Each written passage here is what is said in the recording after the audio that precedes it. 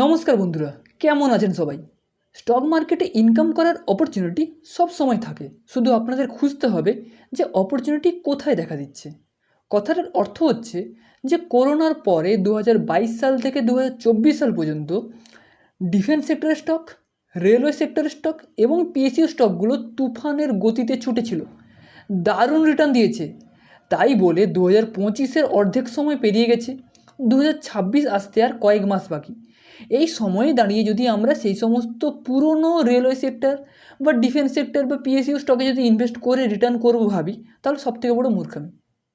এখন আমাদের ভাবতে হবে যে আগামী বছরগুলোতে, আগামী 2 বছর 3 বছরে কোন কোন সেক্টরগুলো পরবর্তী রেলওয়ে সেক্টর বা পরবর্তী ডিফেন্স সেক্টর, পরবর্তী পিএসইউ সেক্টর হতে পারে। আপনাকে সেক্টর অ্যানালিসিস করতে শিখতে হবে সবার প্রথমে। যে প্রথমে দেখতে হবে যে কোন কোন সেক্টরগুলো, ভালো ভালো সেক্টরগুলো ফিউচারে গ্রো করতে পারে। সেই সমস্ত সেক্টরের বিভিন্ন স্টক আছে, সেইগুলো নিয়ে এবার রিসার্চ করা শুরু করুন। যেমন আজকের ভিডিওতে আমি একটি সেক্টরের বা দুটো স্টক নিয়ে আলোচনা করব বা কোম্পানি নিয়ে আলোচনা করব। সেক্টরটি হচ্ছে transmission sector, power transmission sector. তার মধ্যে প্রথম যে কোম্পানিটাকে নিয়ে আলোচনা করব, সেই কোম্পানির মার্কেট ক্যাপ এখন মাত্র 10,000 কোটি।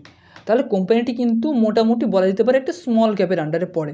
ওকে, এরপরে দেখব যে কোম্পানির আরওসিই আরওই দুটো রেশিও কিন্তু খুবই ভালো। আরওসিই 30%-এর উপরে, আরওই 21%-এর উপরে। তাহলে দুটো রেশিও কিন্তু খুবই ভালো। যখন আপনারা দেখবেন যে দুটো রেশিও 15%-এর উপরে আছে, তাহলে কিন্তু কোম্পানিটি মোটামুটি ভালো বলে মনে করা হয় এবং ভালো। এবং এখানে ইন্ডাস্ট্রিয়াল পি কত? 47। ইন্ডাস্ট্রিয়াল পি 47 চলছে। এবং যদি আমরা স্টকের পি দেখি, স্টকের পি চলছে দেখুন 27। দেখতে পাচ্ছেন 27, স্টকের পি চলছে 27, ইন্ডাস্ট্রিয়াল পি চলছে 47। তাহলে স্টকটি ভ্যালুয়েশনের দিক দিয়ে কিন্তু ডাউন ভ্যালুয়েশনে বা আন্ডার ভ্যালুয়েশনে চলছে। তাহলে ভ্যালুয়েশন দিক দিয়ে কিন্তু খুবই সস্তা কোম্পানি। তো এই জিনিসগুলো আমি রেকমেন্ড করছি না, আপনাদের বোঝানোর চেষ্টা করছি যে আপনারাও যখন নিজের থেকে কোনো স্টককে বাছাই করবেন বা স্টাডি করবেন, কোন কোন জিনিসগুলো সবার প্রথমে দেখতে হয়। ওকে, এরপরে আপনি যদি আমার সঙ্গে ফ্রিলি যোগাযোগ করতে চান, তাহলে নিচে দেওয়া হোয়াটসঅ্যাপ নম্বরে যোগাযোগ করতে পারেন। ওকে, এরপরে আমি কি দেখাবো? এরপরে দেখাবো যে কোম্পানির ডেট কোম্পানির কাছে কত আছে। দেখুন, ডেট কোম্পানির কাছে প্রায় না বললেই চলে। ডেট টু ইকুইটি 0 থেকে 1-এর থেকে কম, তাহলে এটা খুবই ভালো। এবং তারপরে আমাকে কি দেখতে হবে যে এফআইআই হোল্ডিং, ডিআইআই হোল্ডিং ভালো পরিমাণে আছে, পাবলিক হোল্ডিংও ঠিকঠাক আছে। সেলস গ্রোথ, প্রফিট গ্রোথ, এটা যদি আমরা দেখি তাহলে দেখতে পাবো যে এখানে কিন্তু সেলস গ্রোথ 46% এবং প্রফিট গ্রোথ 54%। তাহলে দুটো রেশিও কিন্তু খুবই ভালো। এটা দেখে আমরা বুঝবোটা কি? এটা দেখে আমরা এটা বুঝবো যে কোম্পানির লাগাতার সেলস করছে, পার্সেন্টেজ হারে 46% হারে তাদের সেলস বাড়ছে এবং তাদের প্রফিট 54% হারে বাড়ছে। তাহলে এটা একটা ভালো পজিটিভ দিক। এই জিনিসগুলো আপনি যখন অন্য কোনো ভালো ভালো সেক্টরের স্টকের ক্ষেত্রে দেখবেন, সেখানে কিন্তু দেখতে পাবেন। এবং তার জন্য দেখুন স্টকটি কিন্তু অলরেডি দেখুন এখানে স্টকটি কিন্তু ছোটা শুরু হয়ে গেছে, দেখতে পাচ্ছেন যে ছুটছে। এরপরে যারা বোঝেন তারা অবশ্যই ইশারা কাফি বলে, তো যারা বোঝার তারা ঠিক বুঝে গেছেন। এরপরে আমি ডাইরেক্ট যাব কোম্পানির কোয়ার্টারলি রেজাল্টে। দেখুন কোয়ার্টারলি রেজাল্টে কী দেখবো, যে কোম্পানির সেলস কোয়ার্টার অন কোয়ার্টার বা ইয়ার অন ইয়ার বাড়ছে কিনা। এখানে আমি দেখব যে জুন মাসে 2024-এ ছিল 916 কোটির সেলস ছিল, সেখানে এই বছর জুনে কত এসেছে? 1660 কোটি। তাহলে এয়ার অন এয়ার কিন্তু ভালোই পরিমাণে বেড়েছে। সো এইগুলো একটা পজিটিভ দিক। যে কোনো কোম্পানিতে যাবেন, প্রথমে ভ্যালুয়েশন দেখবেন, তারপরে দেখবেন যে এফআইডিআই হোল্ডিং, তারপরে দেখবেন যে আরওসিই আরওই এইগুলো ঠিকঠাক আছে কিনা, তারপর দেখবেন তাদের সেলস গ্রোথ, প্রফিট গ্রোথ ঠিকঠাক হচ্ছে কিনা। সেলস হচ্ছে, কিন্তু কোয়ার্টার অন কোয়ার্টার কিন্তু ডাউন হয়ে গেছে, 1946 থেকে 1660 হয়ে গেছে। সো কোয়ার্টার অন কোয়ার্টার দেখার কোনো দরকার নেই, এয়ার অন এয়ার বাড়লে সেটা ভালো পজিটিভ দিক। এরপরে আমরা দেখব যে অপারেটিং প্রফিট দেখুন সেটাও কিন্তু বাড়ছে, এই লাইনটা বাড়ছে।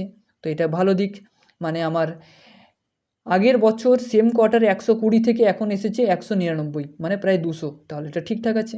ওকে, এরপরে আমরা দেখব যে কোম্পানির নেট প্রফিট দেখুন এখানে নেট প্রফিট যেখানে আগের বছর সেম কোয়ার্টারে ছিল 52, সেখানে এসেছে কত 106, প্রায় ডবলেরও বেশি হয়ে গেছে। তাহলে কোয়ার্টার অন কোয়ার্টার ডাউন হলেও এয়ার অন এয়ার কিন্তু জাম্প হচ্ছে, এটা একটা ভালো পজিটিভ দিক। এবং এর থেকে আরেকটা পজিটিভ দিক হচ্ছে যে এখানে আপনারা দেখবেন যে এফআইআই ফরেন ইনভেস্টর, যেখানে দেখছেন যে ক্রমাগত প্রতিদিন নিউজ আসছে যে ফরেন ইনভেস্টর বা এফআইআই সেল করছে, কিন্তু এখানে দেখুন এফআইআই 0.61% থেকে 1.43%, মানে প্রায় 1% বা 1.5%-এর কাছাকাছি তাদের স্টেককে বাড়িয়েছে। তাহলে এটা একটা পজিটিভ দিক। প্রোমোটারের হোল্ডিং ঠিকঠাক আছে, ডিআই সামান্য বিক্রি করেছে, সেটা পাবলিক কিনেছে। ওকে, সো এই কোম্পানিকে আপনারা স্টাডি করতে পারেন, কোনো রেকমেন্ড ভাববেন না, এটা জাস্ট স্টাডি পারপাস, যে এই একটা সেক্টরের মধ্যে একটা স্টক আমার মাথায় এসেছে, সেটা নিয়ে আমি জাস্ট ভিডিও বানালাম। এই সেক্টরের মধ্যে হাজার হাজার শেয়ার আছে, হাজার হাজার কোম্পানি আছে, সেই সমস্ত কোম্পানিগুলোকে আপনাকে খুঁজে বের করতে হবে। যেমন আমি রিসেন্টলি এই কোম্পানিতে ইনভেস্ট করিনি, আমি আরও বিভিন্ন কোম্পানিতে ইনভেস্ট করেছি এই ট্রান্সমিশন সেক্টরের মধ্যে। তো আপনাকেও সেই সমস্ত সেক্টরগুলো খুঁজে বের করে সেই সমস্ত সেক্টরে ভালো ভালো স্টকগুলোকে খুঁজে বের করতে হবে। ওকে, তো সেই সমস্ত সেক্টরের আজকে যে স্টকটা নিয়ে আলোচনা করলাম সেটা হচ্ছে ট্রান্সরেল এই কোম্পানির নাম বা এই শেয়ারের নাম। আপনারা অবশ্যই স্টাডি করবেন, কিন্তু আমার কথা শুনে ইনভেস্ট করবেন না, তাহলে আপনার ক্ষতি হতে পারে।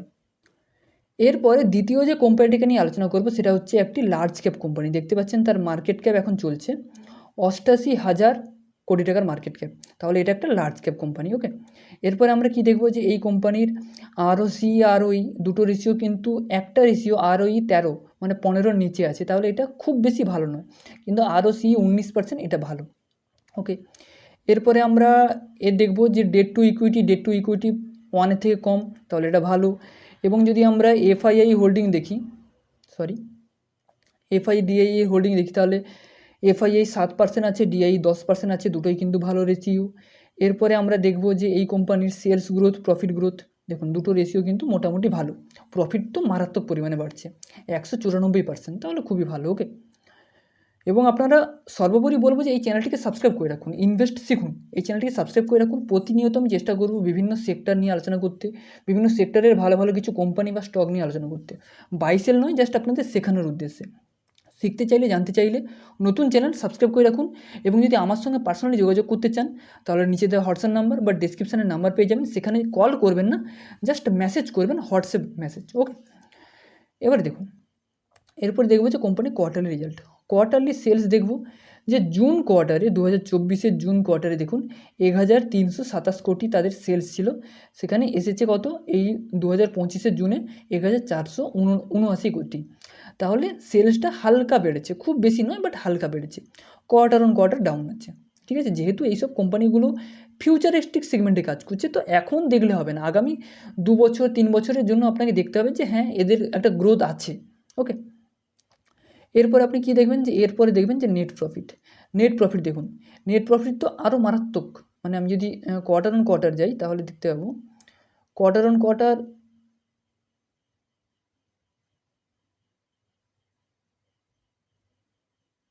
দেখুন, কোয়ার্টার অন কোয়ার্টার যদি দেখা হয় তাহলে দেখতে পাবেন যে তাদের সেলস যেখানে 10 কোটি ছিল, 10 থেকে 132 কোটি হয়েছে। ওকে, 10 থেকে 132, তাহলে বুঝতে পারছেন যে তাদের নেট প্রফিট কত পরিমাণে বেড়েছে। তাই এই সমস্ত কোম্পানিগুলোকে স্টাডি করবেন, স্টাডি করে নিজের ওয়াচ লিস্টে রাখবেন, দেখবেন ভালো অপরচুনিটি পেলে নিজে অ্যানালিসিস করবেন, তারপরে এইসব কোম্পানিতে ইনভেস্ট করার সিদ্ধান্ত নিতে পারেন, তবে নিজে স্টাডি করার পরে। কোনো বাইসেল ভাববেন না, আপনি ইনভেস্ট করবেন, কোন সময় ইনভেস্ট করছেন সেটা কিন্তু ইম্পর্টেন্ট। আপনি এমন সময় হয়তো ইনভেস্ট করলেন সেখানে ট্যারিফ বা বিভিন্ন নিউজ চলে আসলো, সেখানে ডাউন হতেই পারে, তাই না? এই জন্য যখনই ইনভেস্ট করবেন তখন কোনো কারোর কথা শুনে নয়, নিজে যতটা জানেন, যতটা শিখেছেন তার ভিত্তিতে ইনভেস্ট করবেন। ওকে, সো এই কোম্পানির নাম হচ্ছে হিটাচি এনার্জি। অবশ্যই হয়তো নাম শুনে থাকবেন, যদি নাম না শুনে থাকেন তাহলে স্টাডি করে দেখবেন, কোম্পানি কিন্তু খুবই ভালো, লার্জ ক্যাপ কোম্পানি, সব রেশিও কিন্তু খুবই ভালো, একটু অ্যানালিসিস করবেন। ওকে, আজকে ভিডিওতে তাহলে দুটো শেয়ার নিয়ে আলোচনা করলাম, একটা হচ্ছে ট্রান্সরেল আর একটা হচ্ছে হিটাচি এনার্জি।